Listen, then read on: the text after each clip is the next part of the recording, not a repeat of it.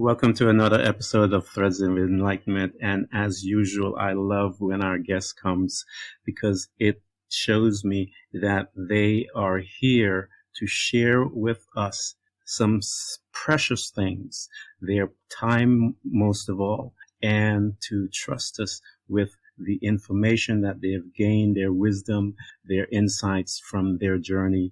And so it is with honor that I accept the invitation. And I thank you so much, Karan, for coming to Threads of Enlightenment, because I am excited about our conversation so that you can enlighten myself, so that I can learn from this journey that you have been on. Thank you so much for coming to Threads of Enlightenment. Oh, thank you so much, Ken. It's a pleasure to be here today, and even just connecting with you briefly before we start recording and hearing your intention for the podcast as well. It's beautiful, and I think it's amazing. So I'm delighted to be here. Oh, thank you for coming by. I always tell people, because we are energy housed within the body, that I send out a certain type of energy to attract people to come, so that we can learn, because my hope is that I want people, as they're going through their journey, as they hear yours, that they can identify and say, wait a minute, I am not alone. Someone has gone through this. Let me get in contact with Karan. I don't have to give up, and she can help you through there. Karan, I want you to tell the people the things that you have created, because my audience know that I believe you and I are all creators. Tell them about the things that you have. I know you have a podcast, but that's just the tip of the iceberg. Go on and tell them what you have. Thank you so much. And yeah, I totally believe we are creators as well. But, that wasn't always my thinking. I think as the inner journey evolves and we connect more to that truth that, I am a spirit having a human experience, as opposed to a human having a spiritual experience. And, you come to a place where it is about creation. It is about service. It is about supporting others. It is about when we uncover and free ourselves of our own inner talk and inner programming and whatever the case that is keeping us all stuck. And like you said as well, just to say, I think a lot of the time we do feel we're alone. And I know over and over again, through my own personal journey, through sharing, through working with others, it's the same story. We are never alone. We actually, there's so many similar threads of what we all go through.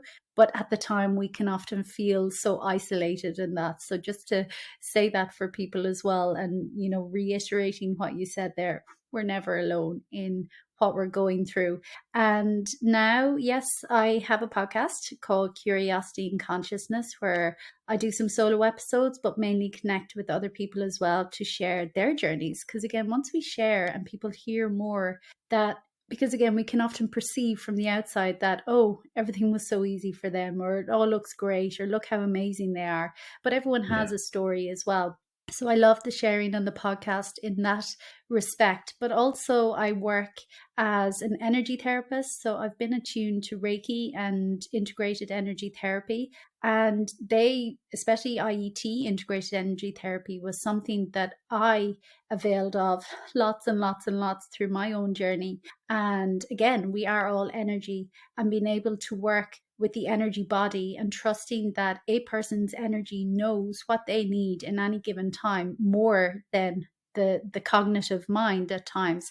I just love everything energy. I'm also a inside out mindset coach. So I've created this coaching service as well to really help others in their inner journey. Because again, for me, it all came back to our thoughts again. Like, our thoughts can be so horrific and horrible, and that internal chatter and dialogue that we have going on, it can be a lot, and it can really, put us into all sorts of feeling inadequate, not good enough, full of shame, depressed, whatever the case may be. So looking at mindset and being able to gain some control or the ability to observe and realize that, I'm not my thoughts and I'm not my emotions and I'm so much more, and Yeah. having tools and skills to be able to move through what's going on. It's just been life-changing. So between the energy work, the coaching, the mindset work, and I've also trained in another modality recently called silent counselling, which again is a form of energy therapy, and it works with the body's meridians and helping to release stagnant energy in our body or emotional imprints or traumas that we carry in our body, whether we know or not. And we use the subconscious mind and muscle testing to find where the blockages are, and again help to release them. Because it's been my experience, when we release the energetic component, then we can free ourselves. And when we can look back at an event or something that's happened without the emotional charge, then true healing can happen. And then we can gain so much wisdom and learning and growth from those pains and challenges and difficulties. Because, like you alluded to as well, kind of is part of this human experience. And unfortunately, we do often have to wait for the extreme pain or illness or complete life blowing up before we get the message, to change and start looking within. So yeah, that's at the moment what I am creating. I love it because one of the things that I always say to people, a creator once awakened, don't know how to stay stagnant at all. We see that it's an enemy of growth in much of the way that when we are in that state. And when people are in that state, it's usually because they haven't decided what they want to do. And when you haven't decided what you want to do, you are usually in that holding pattern in your life. Karan, you've talked about so much in that conversation. And I actually had one of those therapy done to me where someone had me and located through muscle reaction as to some of the things that I had to suffer. I had suffered, and they brought it to my attention. I was able to, so I know that art works. Talk to us.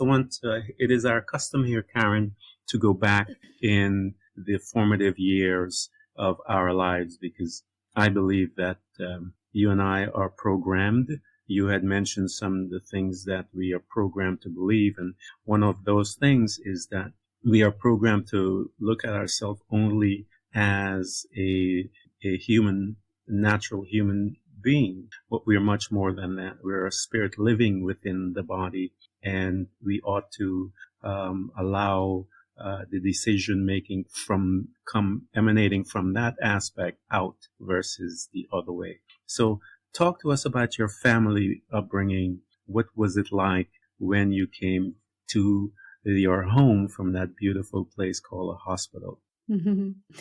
Yeah. And it's funny, again, up until the age of 7, as they say, our brain is just totally wide open. And whether a person has, and I love the way Gabrielle Bernstein talks about it, whether a person has gone through trauma with the big T or trauma with the small t, we all have some form of trauma because we're just absorbing everything from our environment, whether good, bad, or indifferent. And we don't have the filtering mind to see if someone is angry or something going on, to think, oh, they've had a hard day or a stressful day. We take it on as ourselves, like I did something was wrong with me.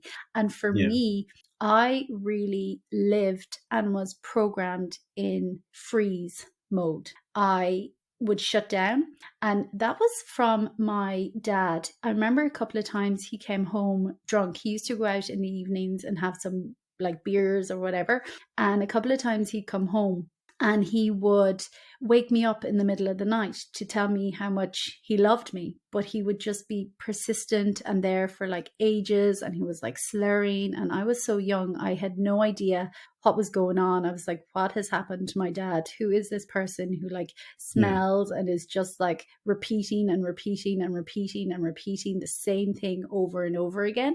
And then a couple of times he would pass out like that with kind of like an arm over me, and I remember just I would freeze. I would be pinned to the bed because I was like, I don't want to wake him because I don't want him to start like talking again and keep going and going. And, that I didn't realize the impact that had on me until, in the last couple of years, that's when I really learn to freeze. Because even I would, anytime if I heard him coming in at night, I'd kind of be like, oh, please, I just hope he goes to bed. And this only happened a handful of times, but it was enough for me to just live on edge and have that fear.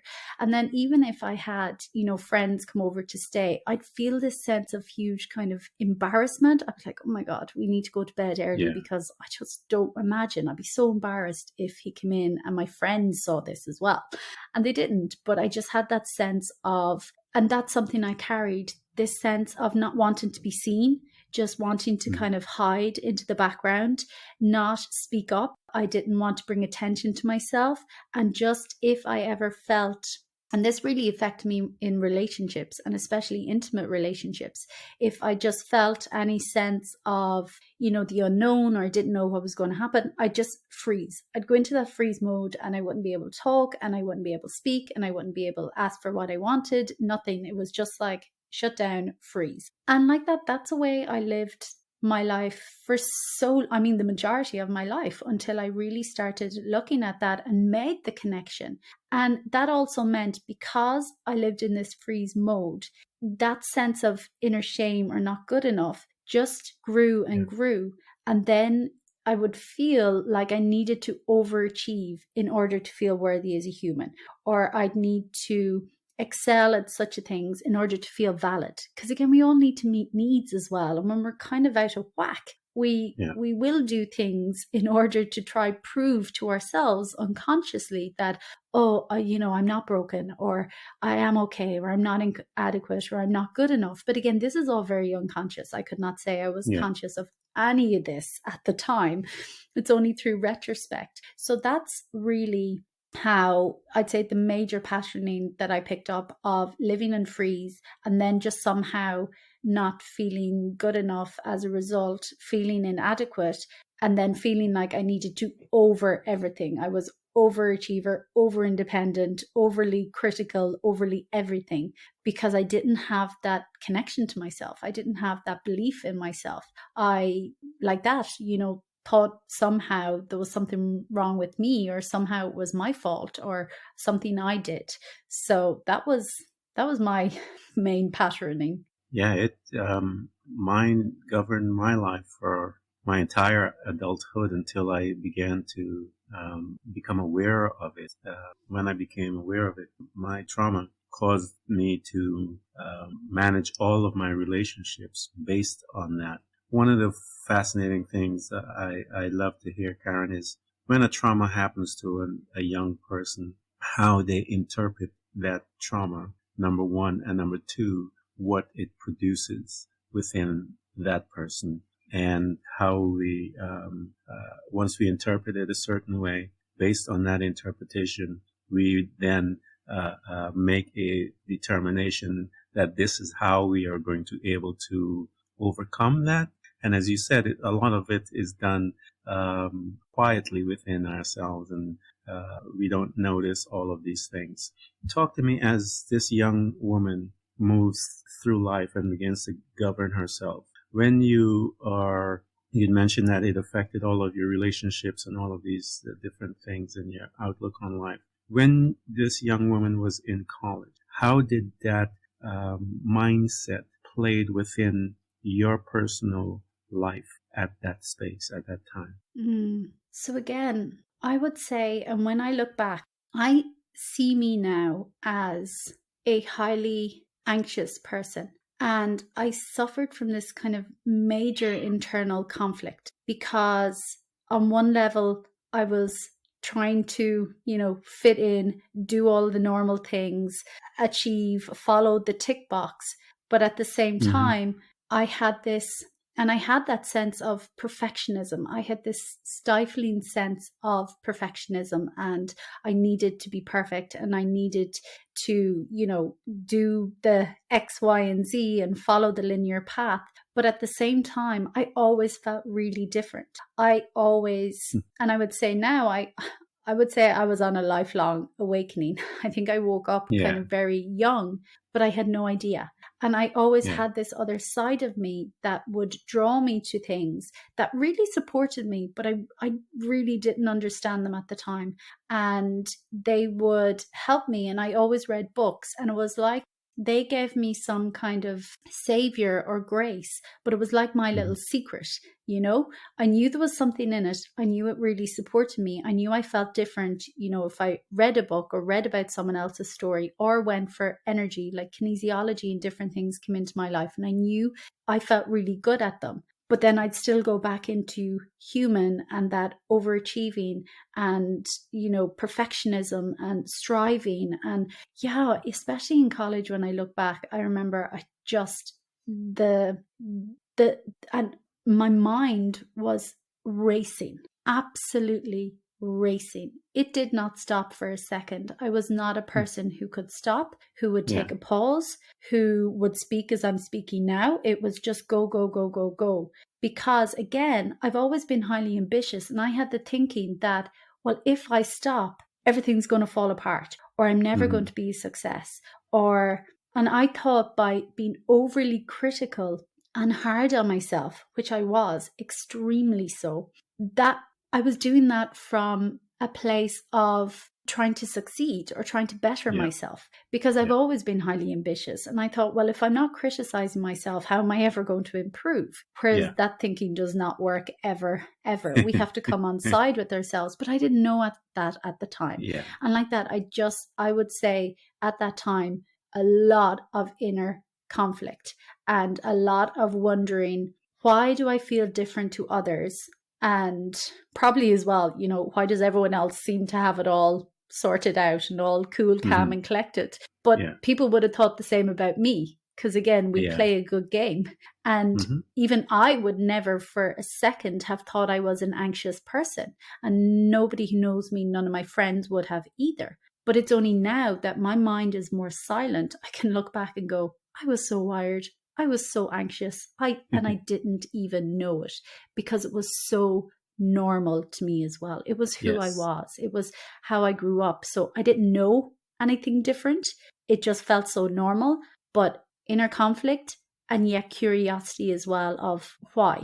I would say that's what was happening. Karen, that's the combination that we have to those. I've had so many conversations with people, and everyone always feels a little different. But that little conversation right there that you're talking about, that's the conversation I believe that keeps you and I, makes us want more. When we look at that inner conflict within ourselves and that desire of wanting more and not comfortable where we are at. I see a lot of people are comfortable where they're at, and it's a painful thing. I work in healthcare in skilled nursing facility, and I had conversation with people in their 80s and 90s and that were happy, didn't know anything about the journey, never even was exposed to it. And it's really something to behold as someone who was seeking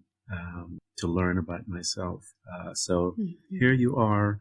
You're in this space, and that's such a beautiful pressure cooker area to be, because there's no peace there. And I know what you're talking about. There's no peace there at all. And I'm heading to a place with this question, Karen, because one of the things that I know you eventually have to come to is that personal walk where you start learning about who you are because of the conversation you're having, the less than thoughts, these thoughts that you have given permission to grow and become monsters.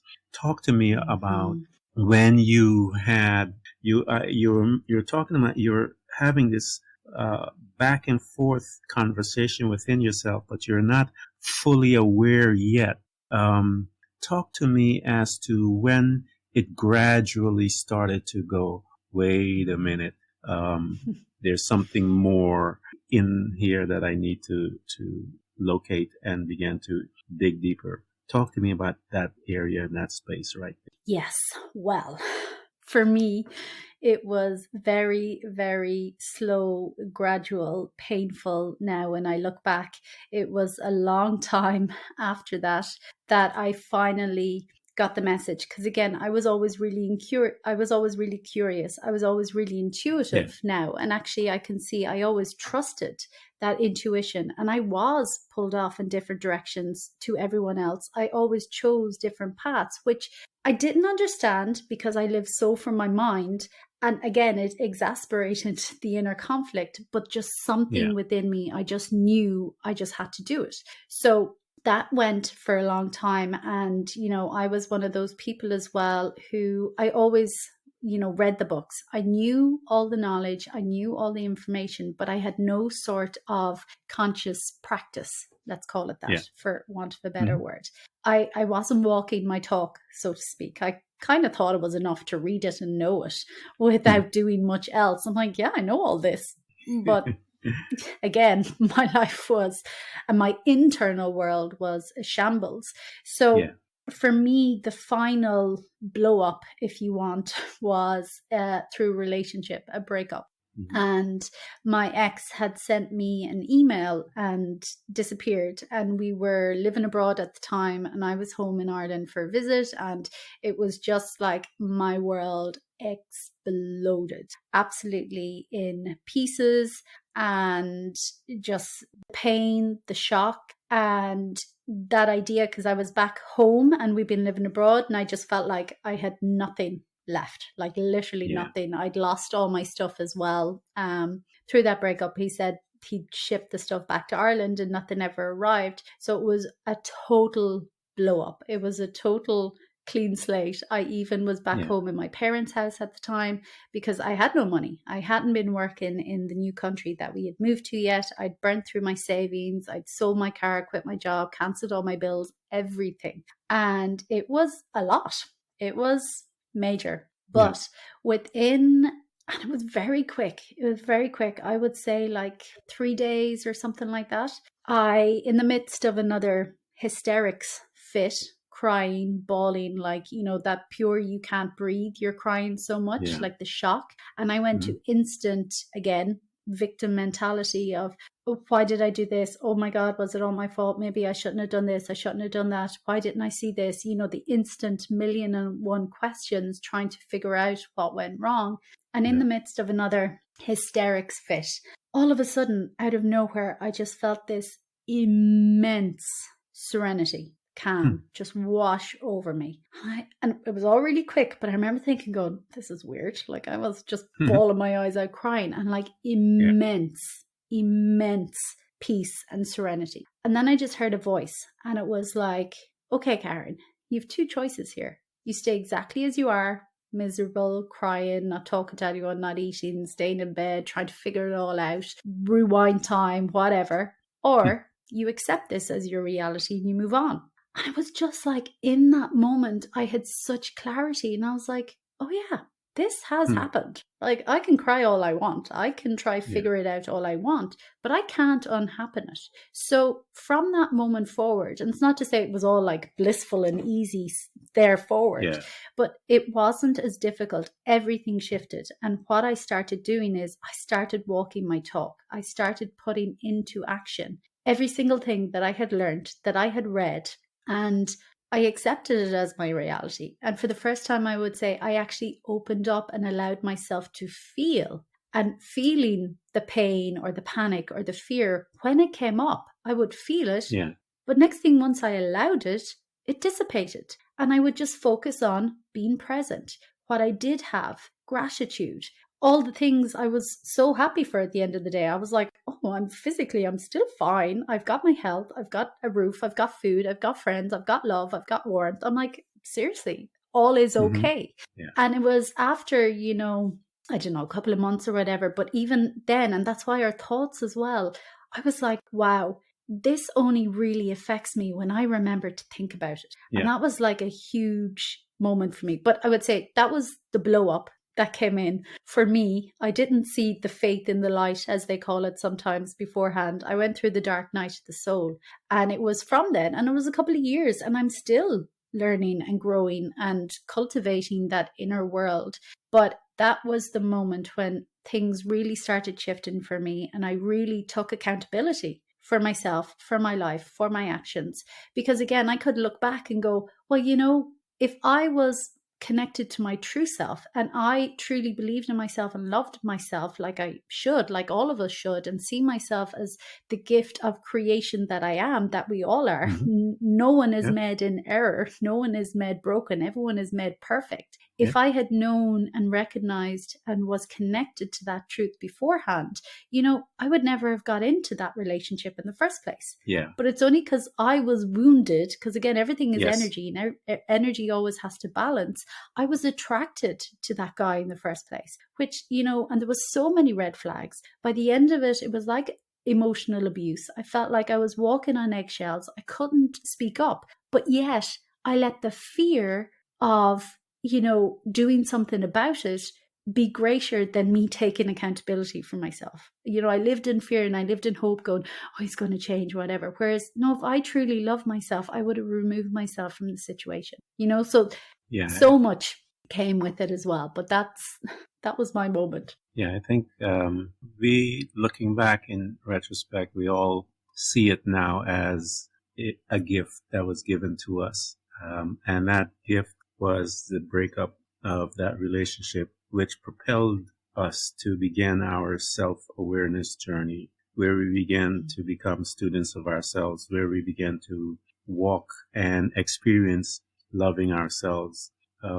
Now you're here in this space because that is a powerful place to be, Karen. It is the place where you begin to take the authority of who you are, and you now are embarking on learning, loving this person that you have created, this less than picture that is so vast in your head, is so big that, for lack of a better word, I call them monsters. We have to deal with all the less than thoughts and less than pictures that we have ourselves. And I read this phrase in a Napoleon Hill book. It says, we are godlike in this fashion that we are able to control our thoughts. And when I read that, I was going through a breakup as well, and my thought life was all over the place. And when I read that, I grabbed those words, it jumped into my spirit, and it changed my life. And I tell people that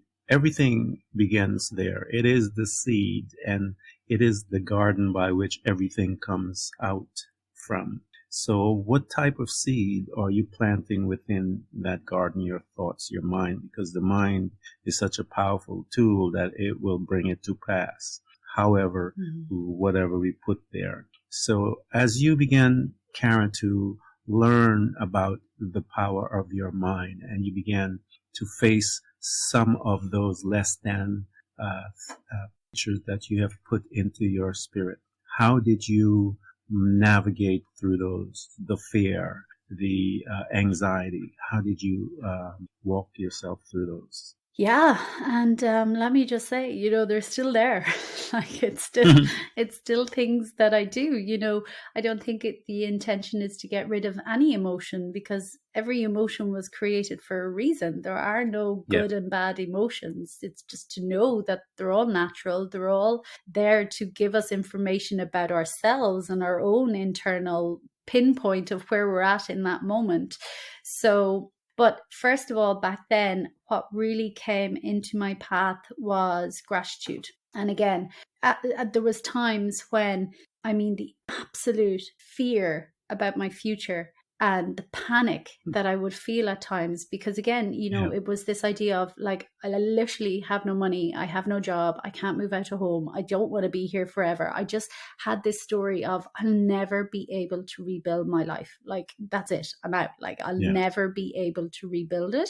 So when that fear and that panic came up, it was major. It gripped me so strong. So I remember again during another one of those episodes, I heard that voice again, and it was like, put your hands on your heart and start giving thanks. And at first I was like, what the hell is this? Like, what? I've got nothing to be grateful for. Like, what? But I did it. And some days I was standing in my bedroom and I was literally I was like, I just need to start rhyming off things I can see because I have nothing to be grateful for right Yes. now. And I'd be like, I'm grateful for the bed and the walls. And I did that again and again and again. And what would happen in those moments is next thing, the fear, the panic would dissipate. And I'd be back present in my room going, oh, yeah, okay. Everything's actually all okay right now. What was that about? And I'd go off about my day. And I would do that every time. And again, gratitude is just so powerful because what it did do was actually bring me out of all the mind chatter. It did bring me present. And it's something I still do to this day because, again, anytime I'm feeling the fear or anxiety or panic or whatever it might be, if I just sit myself down for a moment, be like, again, sometimes mindfulness, like where am I? Touch what's around me. What can I smell? What can I hear? Just to really bring that present moment awareness again. And then when I'm more present and my nervous system is calmer, I can always then observe and go, okay, what was the thought that set that off? Because 9 times out of 10, 99.9% of the times, when those feelings come up, when I come back present, again, it was a thought that set off the whole chain reaction. The majority of the time, there is nothing happening right in my present moment. It is my thought every single time. So gratitude was kind of my segue into that presence. Not that I knew it at the time, but I just did it every single time. And what it did is like take a veil off my eyes. And I was like, oh my God, like I do have so much. And even more so, I'm like the wonder and sense of awe of all the things that we do have. Like even this microphone, a laptop, I'm like, whose mind created this? This is phenomenal. Like, how did someone know to like what materials to get to put together to like make this magic that exists all around us? And nature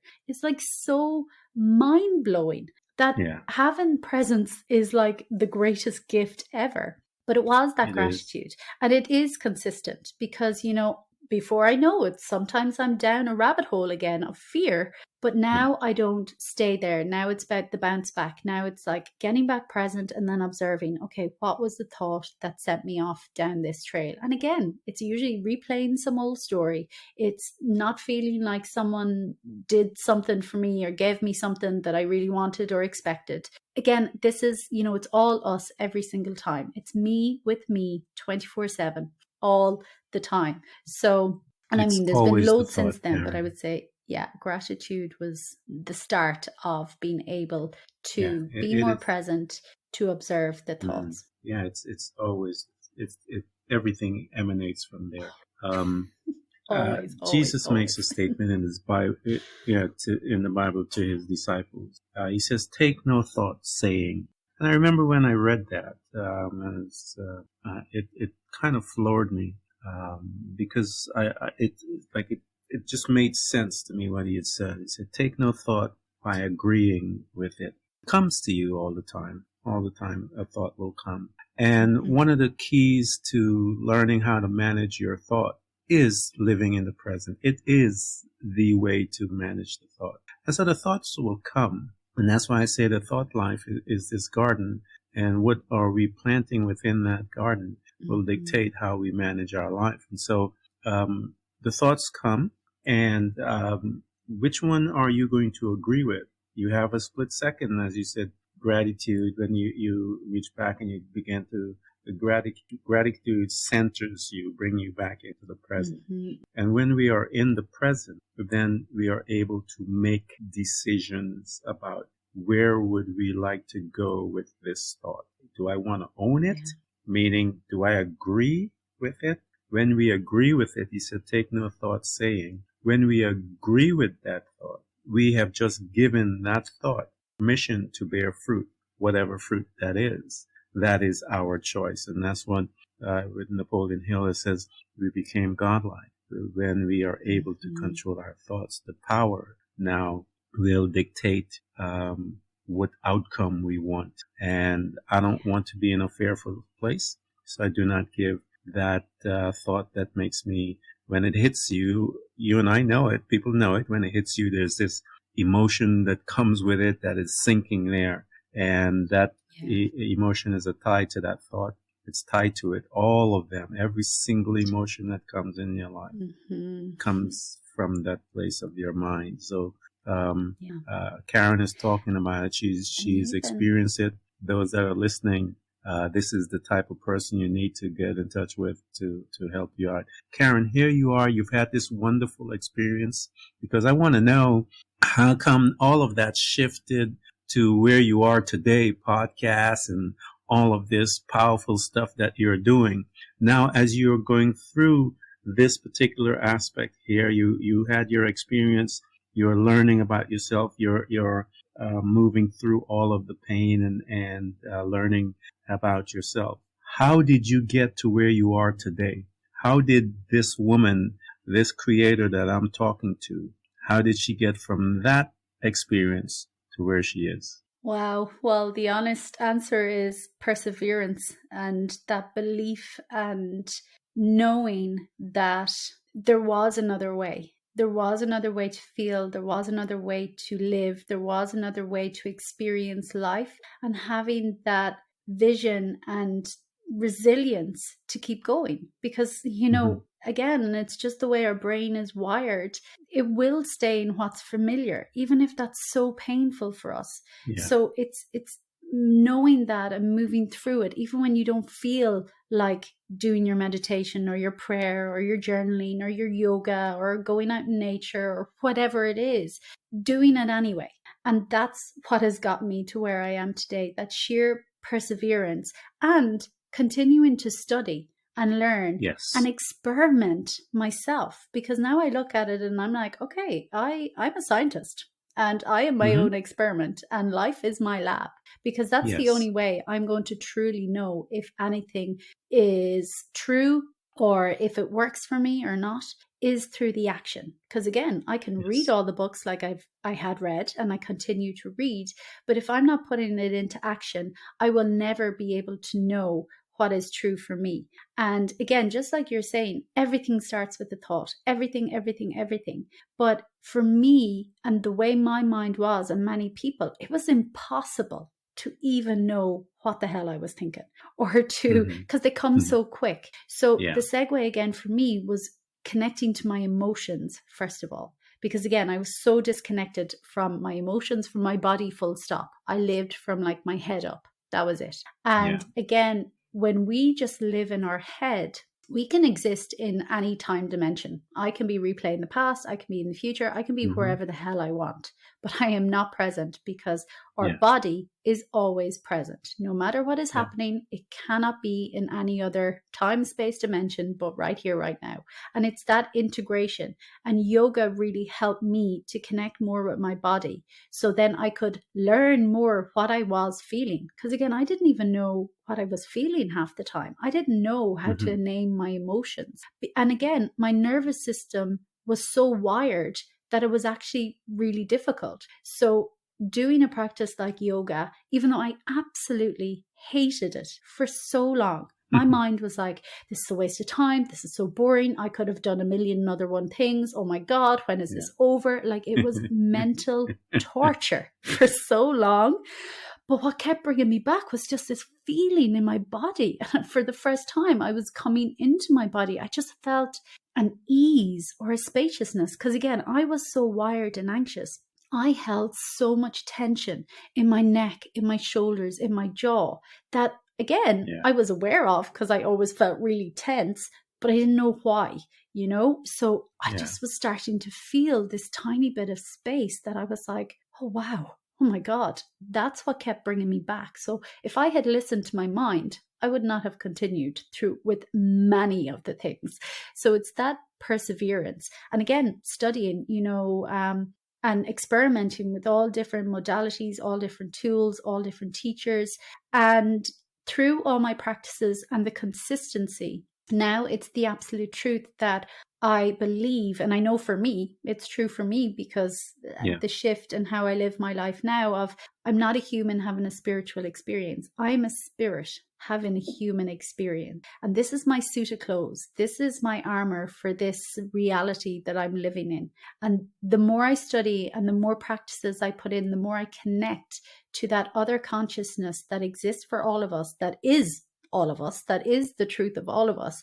And the more I experiment and play with it, the truer and the truer and the truer it is for me. And the greater difference I feel inside, and the greater difference my life is and how I show up for others because of that connection and that truth. So yeah, it's the perseverance and the forever being a student and learning and experimenting. Yeah, this walk is always about, as I mentioned on the onset, we become better students of ourselves. We are constantly, and that's what I said earlier, once a creator is awake, stagnant, when you stay stagnant, it's just an abomination to us inside. For me, I know that's why I'm always reading. I'm always listening to learn. I'm always investigating more because I want to know more. There's so much more to me as a spiritual, as you said, a spiritual being having this human experience that I want to know. I want to know the vastness of who I am, the deepness of who I am, because I came from a place where the less than conversations that I used to have with myself caused me to behave in fashion that was damaging to my spirit, soul, and body. And so now, once I've been awakened, I'm so excited about the unknown, whereas before fear would come in within that unknown. There is this excitement about the unknown to find out what is beyond where I am today. And so it is a great place to live.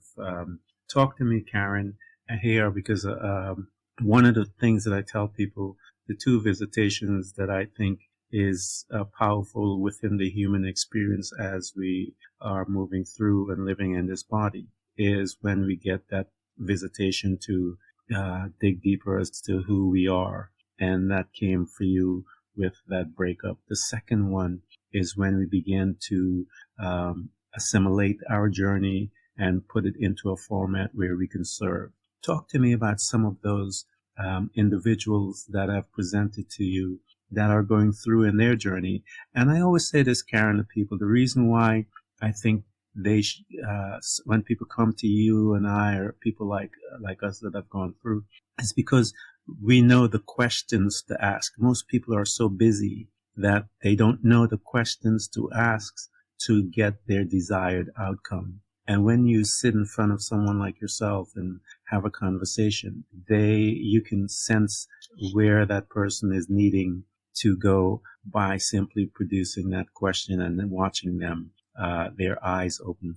Give me an example of something like that and that joy that it brings to you as well as that individual once they get it, as they say. Yeah.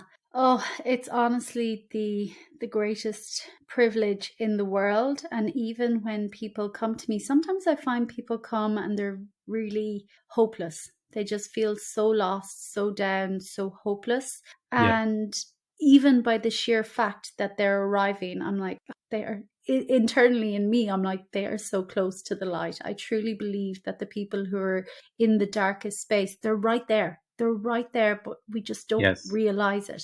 So first of all, I'm always so grateful and encouraged by people who do reach out and who are ready to try something else, because for me, they're the real warriors. Because at the end of the day, it's really easy for us to live in blame and shame and guilt and, wanting someone else to fix everything. But as A Course in Miracles says as well, like, we are our own salvation. It's us. It's always us. And we have, and that can seem overwhelming and really overpowering. But again, once we shift into that, it's actually so empowering, because it's like, oh, it's me. It's me. Like, oh, I can change this. And that doesn't mean it's difficult, but it's just different to what we've been doing so far.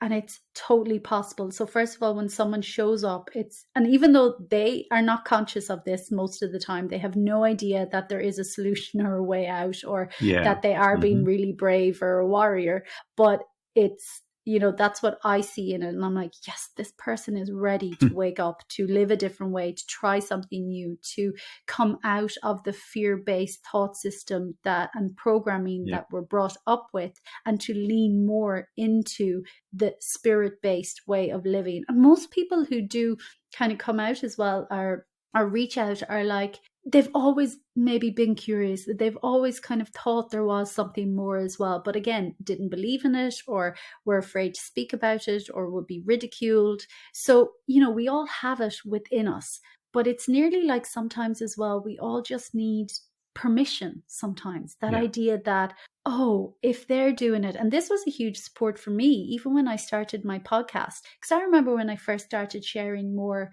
on spiritual aspects and, quotes and things that I really liked. The first time I started doing that, like, I was terrified. I was like, what are people going to think? They're going to think I'm a weirdo.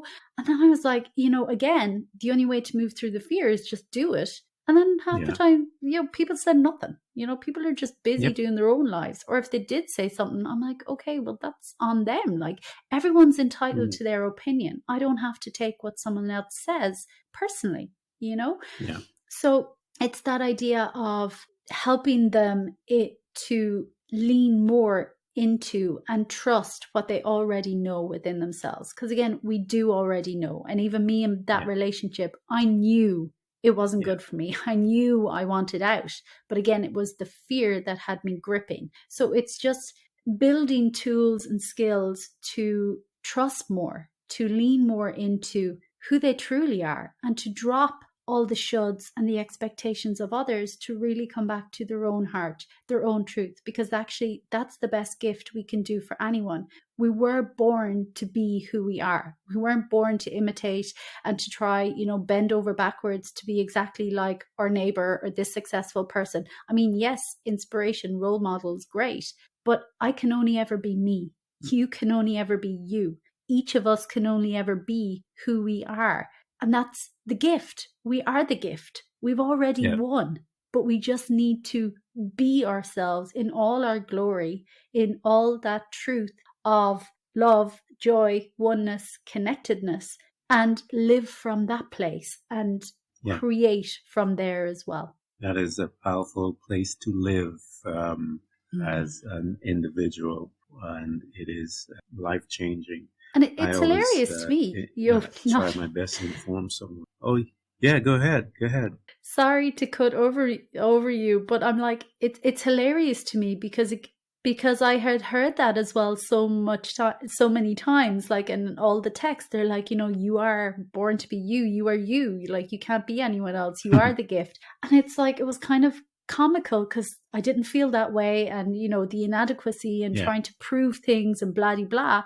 Whereas when you clear out all that junk and just come back to yourself, it's like, oh my God, it's the most common sense thing ever. Like, it's just hilarious, the journey we have to take at times.